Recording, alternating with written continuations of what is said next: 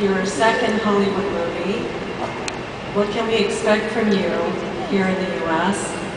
Might it be a romantic movie, action, or even a musical? Right. Yeah.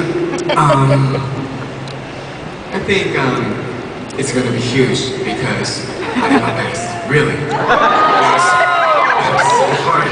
You know, my first girlfriend was Sword. Second girlfriend was Ninja Chain. And it's gonna be really successful. She's my, family. Okay, this is not for a ring, so don't you do it.